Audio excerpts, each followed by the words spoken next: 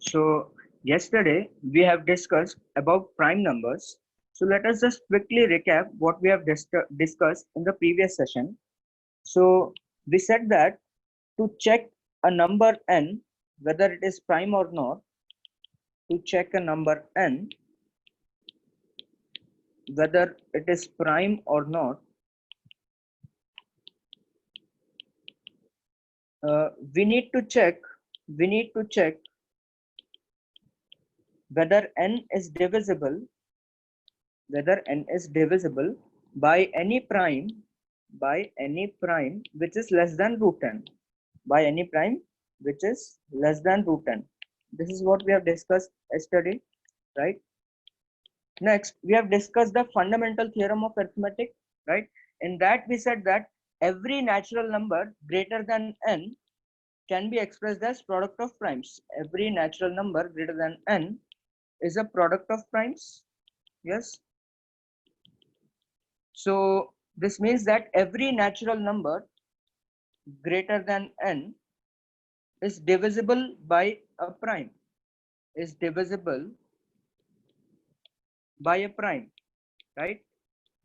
Because it can be expressed as a product of primes, so it is definitely divisible by any prime. For example, say 14, it is divisible by 2 and 7. For example, say 15, it is divisible by primes 3 and 5. If you take 5, then it is divisible by prime 5 itself, because 5 itself is a prime. Then we have discussed some properties of prime, that if P divides AB, this simply implies that P must divide A or P must divide B. Then we have discussed that if P divides A power n, right, then P must divide A. And then we have also discussed that any prime, if it is written as m into n, where m and n are positive natural numbers, right, then 1 of m and n must be equal to 1. Then either m is equals to 1 or n is equals to 1. And we have discussed that any prime p can be expressed in the form of 6k plus minus 1 if p is a prime greater than 3, right? So these are the some of the things which we have discussed yesterday. So in today's session, we'll discuss a little bit more on prime numbers, and then we'll solve some problems regarding prime numbers. So I have told you that the number of primes is infinite. So now today we are going to prove that number of primes is infinite. So it's very interesting, and it's just a, I mean, 2 to 3 lines proof, right? So this proof was done by Euclid. So it is called Euclid's theorem. It says that the number of primes is infinite. The number of primes is infinite. Yes. So let us try to prove it. Let us try to prove it. So what I'm assuming is that, assume there are only finite number of primes.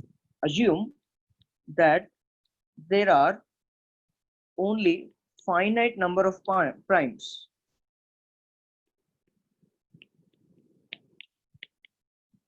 Yes. So what I'm assuming is that in this world there are only finite number of primes. So say that primes are p1, p2, and so on, pn, right? So these are the only primes which exist in this world. That is our assumption.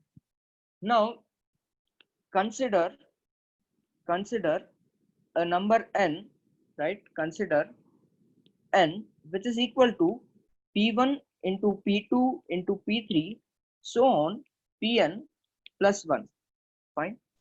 So what I have done is, I have assumed that in this set of natural numbers there are only finite number of primes, and say those primes are p1, p2, so on, pn, right? These are the only primes which are there in the set of natural numbers. And now I have considered a natural number which is p1 into p2 into p3, so on, pn plus 1, right? Now let us try to see what can we do from here. So I can see that p1 does not divide n, right? Because p1 leaves a n leaves a remainder n. If I divide n with p1, you can see that n leaves a remainder 1, because n is nothing but some multiple of p1. plus 1. So n leaves a remainder 1 when you divide with p1. So clearly p1 does not divide n because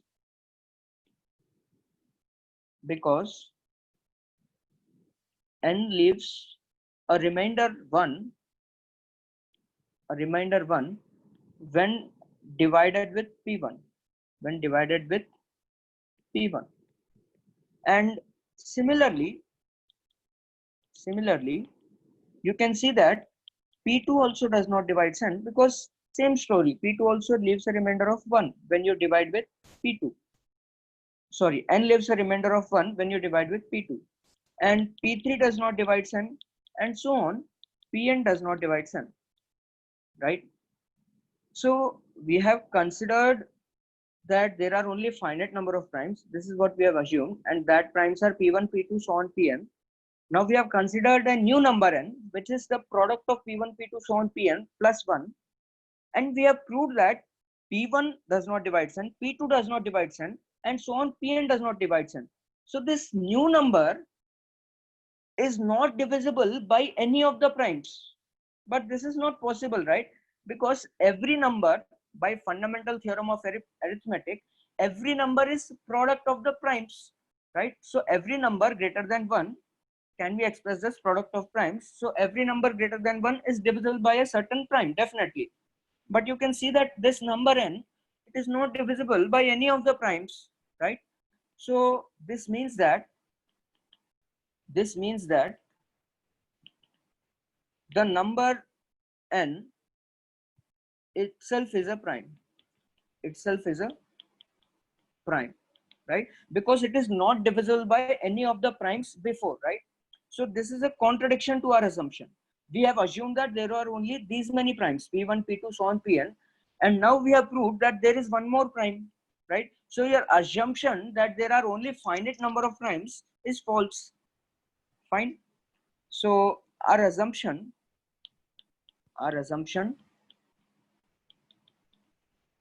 is false, because whenever you consider that there are only these finite number of primes, you can find another number which is p1, p2, so on, pn plus 1, which is not divisible by any prime, right? In your world there are only these primes, but I have founded a new number which is not divisible by any of the primes which are in your world.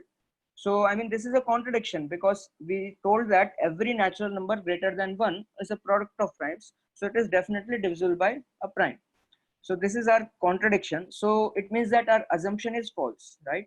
So our assumption was what? That there are finite number of primes. That assumption is false.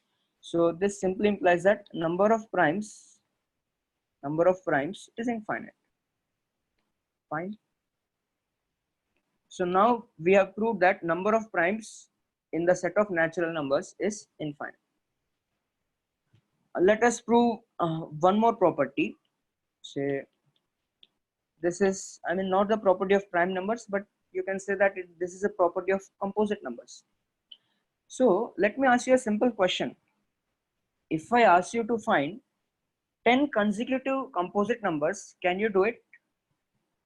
If I ask you to find 10 consecutive composite numbers, can you do it? I mean, it's not possible to find 10 consecutive composite numbers between 1 to 100, right? You can notice, because between every tens, that is between 11 to 20 or 21 to 30, there is always a prime. So I mean, it is not possible between 1 to 100 to find 10 consecutive composite numbers. Now let us say if I ask you to find 100 consecutive composite numbers in the set of natural numbers, or say if I ask you to find 1,000 or say 1 crore consecutive composite numbers, is it possible? The question is it possible to find n consecutive composite numbers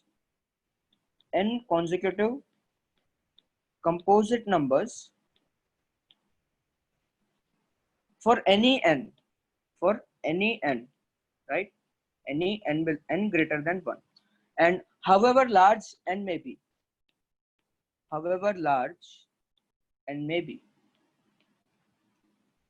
Fine. So the question is it possible to find n consecutive composite numbers for any n greater than 1, however large n may be. So I mean, the question is a yes or no question, so you can just take a guess at this question. So I mean, when I was given this question, I was pretty sure that this is not possible, because if I give you n as 1 crore, then I mean, how will you find 1 crore consecutive numbers and all are composite? There will definitely you will encounter with one prime number, right? I thought that this is not possible, but I mean, that was my guess, but I was completely wrong. So the correct answer is yes, right? The correct answer is yes, we can do so. Yes, we can do so. So let us prove it then. If I'm claiming that yes, you can find n consecutive composite numbers for any n, however large n may be, then I must prove my claim, right? So consider say n plus 1 whole factorial plus 2 and n plus 1 whole factorial plus 3, n plus 1 whole factorial plus 4, and so on, n plus 1 whole factorial plus n plus 1. So if you consider this series, you can see that all these numbers are composite, right? Sorry, all these numbers are consecutive. That is, this number is the next of this number, right? We have just added one. So all these numbers are consecutive. So clearly all these numbers are consecutive, and these are n consecutive numbers, right? It is starting with plus 2 plus 3 and it is still plus n plus 1. So you can count that these are n numbers. So clearly all these are n consecutive numbers. N consecutive numbers. Now let us prove that all these are composite numbers. Let us prove that all these are composite numbers. So I can see that 2 divides n plus 1 whole factorial plus 2, right? Because n plus 1 whole factorial is what? It is nothing but 1 into 2 into 3 into so on into n plus 1, right? So 2 is a factor of n plus 1 whole factorial, and 2 is also a factor of 2. So 2 is a factor of entire thing, n plus 1 whole factorial plus 2. So 2 divides n plus 1 whole factorial plus 2. Since 2 divides both n plus 1 factorial and 2 divides 2, right? Similarly, you can see that 3 divides n plus 1 whole factorial plus 3, right? Because 3 divides n plus 1 whole factorial and also 3 divides 3. So similarly, 4 divides n plus 1 whole factorial plus 4, and so on. You can see if I take n plus 1 whole factorial plus k, then k divides it, right? Where 2 is less than or equal to, k is less than or equal to n plus 1. So if you take any number in these n consecutive numbers, all are composite because all these numbers are divisible by a certain prime number, right? So these all are composite numbers. Yes, because this is divisible by 2, this is divisible by 3, this is divisible by 4, and so on. This is divisible by n plus 1. So all these numbers are consecutive as well as composite. So then, I mean, now you can take n, how much, however large it may be, right? If you give me n as 1 crore, then I'll just put the value of 1 crore here, that is 10 power 7. Fine. So then these are my 10 power 7 numbers, which are consecutive as well as composite. Yes. So all the above numbers are composite. All the above numbers are composite. Fine. So this is another property that you can always find n consecutive composite numbers for any n, however large n may be. Fine.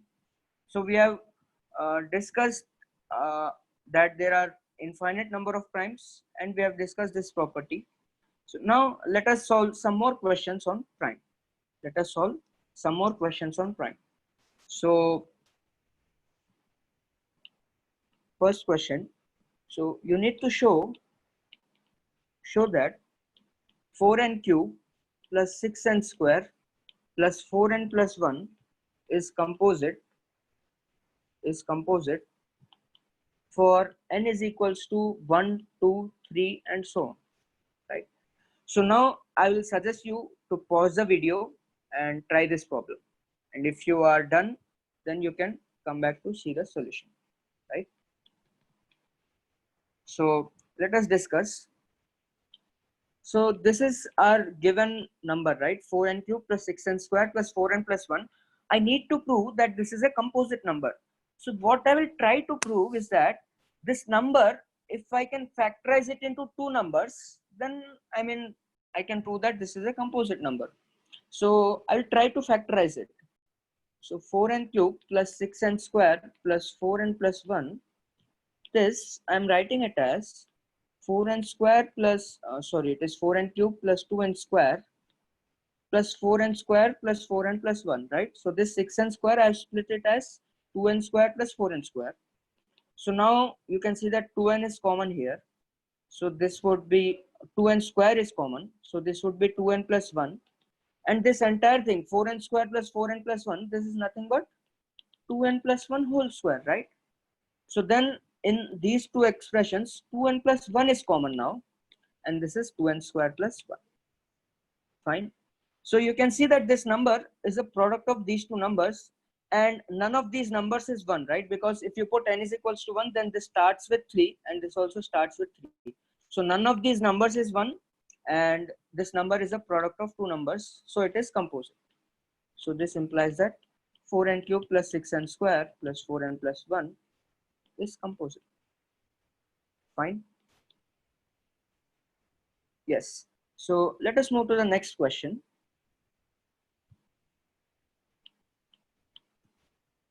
So you need to prove that 5 power 12 plus 2 power 10 is composite. Prove that 5 power 12 plus 2 power 10 is composite. So you pause the video and try the problem. Yes, so let us discuss this one. So if you see this very, very carefully, then you can spot something here. This 5 power 12, I'm writing it as 5 cube whole power 4 plus 2 power 10, I'm writing it as 2 square into 2 power 8. So this is 5 cube whole power 4 plus 4 into, this is 2 square whole power 4, right? Now, if you see this carefully, this is a power 4 plus 4 times b power 4, right? So this is of the form a power 4 plus 4 times b power 4. So let a is equals to 5 cube and b is equals to 2 square. So this is a power 4 plus 4 times b power 4. And you know this very well, right? We have used it many times. This is the Sophie-German identity. You can split it as product of two factors. So this is a square plus 2b square whole square minus 2 times of a square into 2b square, right? So I've written a square whole square plus 2b square whole square, and then I have written a square plus b square as a plus b whole square minus 2ab. Yes. So this is a step in between which I've skipped.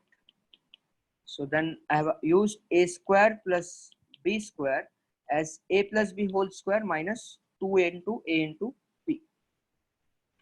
So now this is nothing but a square plus 2b square whole square minus this is 4a square b square, so this is 2ab whole square. And now this is a square minus b square, so this is a plus b times a minus b, a plus b times a minus b, right? So you can easily factorize this if you can spot that this is of the form a power 4 plus 4b power 4. So this given expression was of the form a power 4 plus 4b power 4. So we can factorize this, and now you need to ensure that none of these factors is 1, right? So this is the smaller factor. So let us check that this is not 1. So a square plus 2b square minus 2ab, this is how much? So a square is 5 power 6 plus 2 times b square is 2 power 4 minus 2 into 5 cube into 2 square. So this is definitely more than 1. You can check it pretty easily, right? So then we are done, right? Because we have shown that our expression 5 power 12 plus 2 power 10 is product of two numbers, so it is a composite number, right? So this simply implies that our expression 5 power 12 plus 2 power 10 is a composite number. Let us move on to the next question.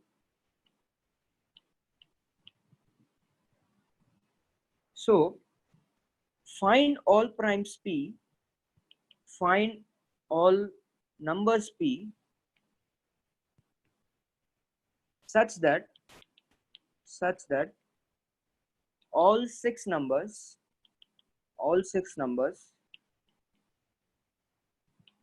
p, p plus 2, p plus 6, p plus 8, p plus 12 and p plus 14 are primes,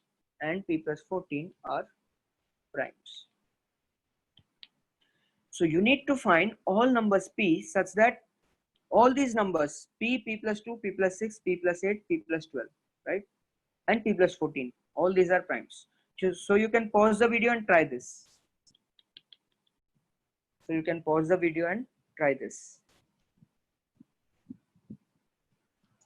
Yes, so let us solve this problem. So if I see this, I mean, you can see that p should be prime, and along with that p plus 2, p plus 6, p plus 8, p plus 12 and p plus 14, all these should be prime. So what I'm doing is, let us say that p is of the form 10k plus 1, right, where k belongs to n. So 10k plus 1 means it is of the form 11, 21, 31, 41 and so on, right? So let us say p is of the form 8k plus 1 and p is prime, then you can see that p plus 14 is what? It is 10k plus 15, right? So this is 5 into 2k plus 3, so this is not a prime, right? So if p is of the form 10k plus 1 and a prime, then p plus 14 is not a prime. So I can conclude that this implies that p can't be of the form 10k plus 1, right? So because this is not a prime, now I mean what I'm trying to do is I'm trying to consider all possibilities of p when I divide with 10, right? So p can be of the form 10k plus 1, 10k plus 2, 10k plus 3, 10k plus 4 and so on up to 10k plus 9. So I'm considering all those possibilities, right? And let us come to the next case. P, it can't be of the form 10k plus 2, right? This is not possible because then p itself is not a prime. Because p is even, right? Because p is even. Next, if p is of the form 10k plus 3, then you can see that p plus 2, this will be 10k plus 5. So again, this is divisible by 5. So 5 divides p plus 2 implies p plus 2 is not a prime, right? So p can't be of the form 10k plus 3 also. Now definitely p can't be of the form 10k plus 4, then because p is divisible by 2, that is 2 divides p, so p is not a prime, right? Say if p is of the form 10k plus 5, then this is also not possible because 5 divides p, right? So p itself is not prime.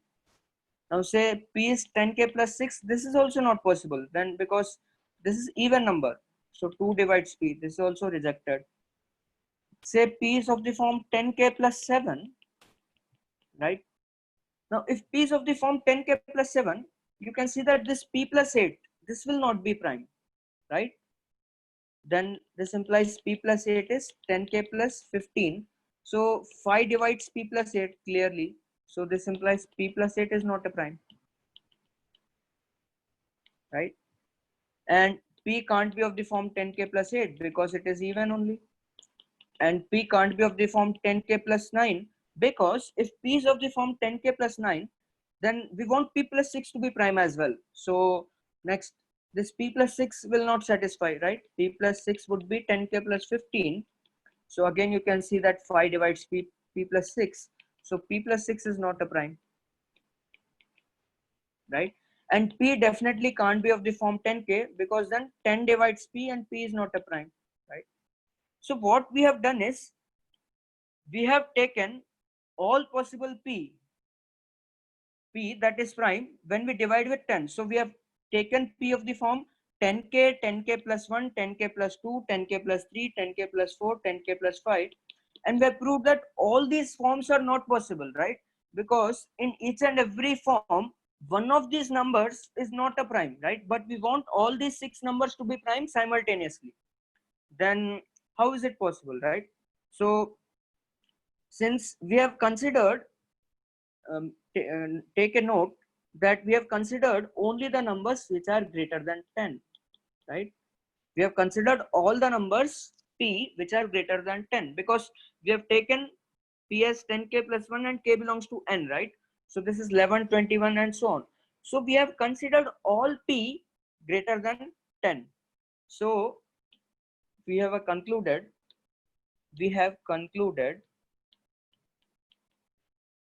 that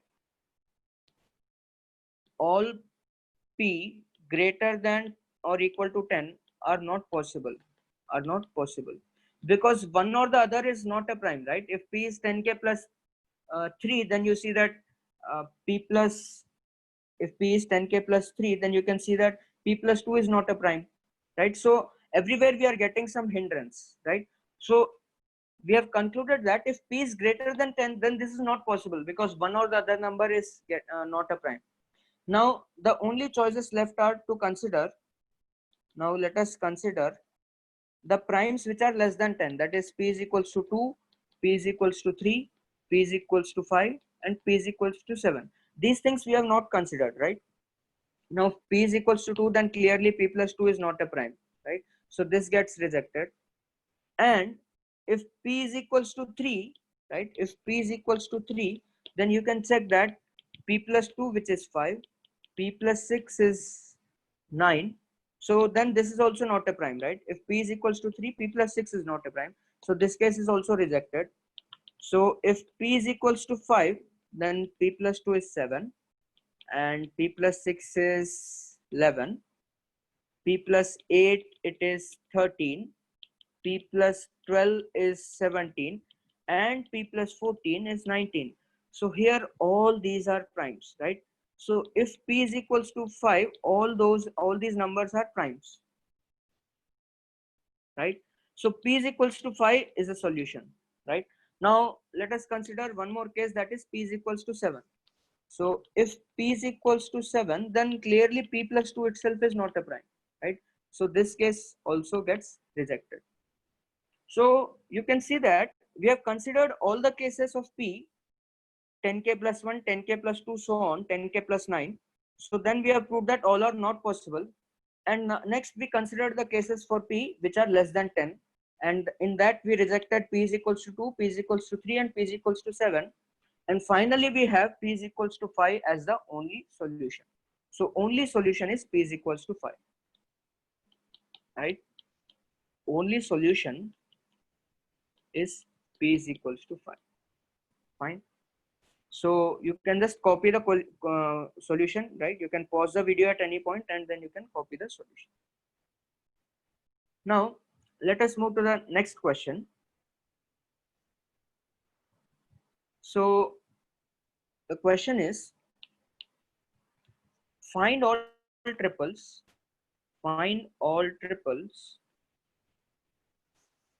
P comma Q comma R of primes, find all triples PQR of primes such that PQ is equals to R plus 1 and 2 into P square plus Q square is equals to R square plus 1.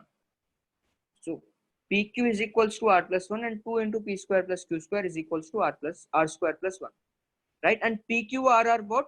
Primes. PQR are primes, because it is given that you need to find all triples PQR of primes. It means P is prime, Q is prime and R is prime, such that these two conditions satisfy. So this is a question from RMO 2013. So I will suggest you to pause the video and try this, right? Pause the video and try this problem. Fine. So let us discuss this problem. I hope that you have already tried this. So let us try to make some observations, right? We have 2 into p square plus q square is equals to r square plus 1, right? So you can see that this entire thing is even, right? So LHS is even. This implies that RHS is also even, right? And RHS is r square plus 1, right? So this implies r square is odd because r square plus 1 is even. Fine. If r square plus 1 is even, then r square is odd, right? So r square is odd simply implies that r is odd. Simply implies that r is odd. So r must be a odd prime. We have concluded that r must be a odd prime, right? R must be a odd prime. Fine. Now let us consider this equation PQ is equals to R plus 1, right? So let us consider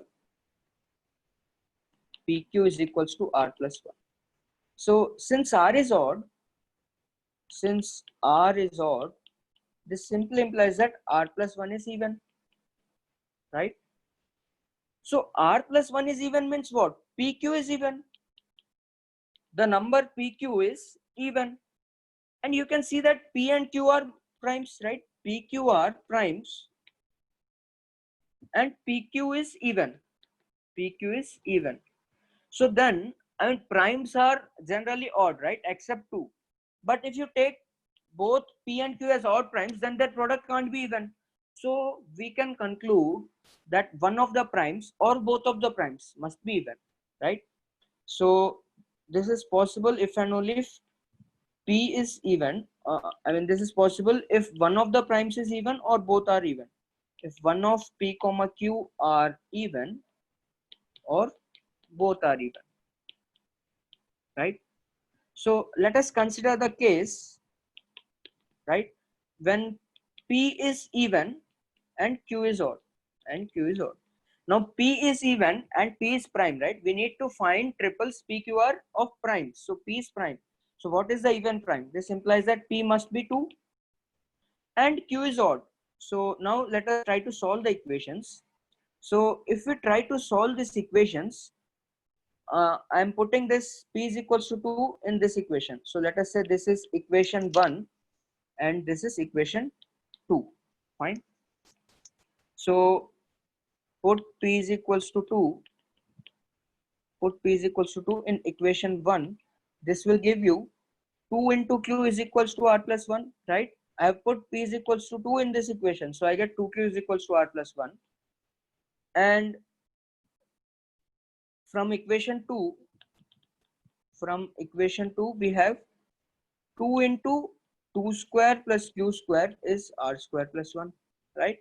Because our second equation is 2 into P square plus Q square is R square plus 1. So I put P is equals to 2 in this equation. I got 2 into 2 square plus Q square is R square plus 1.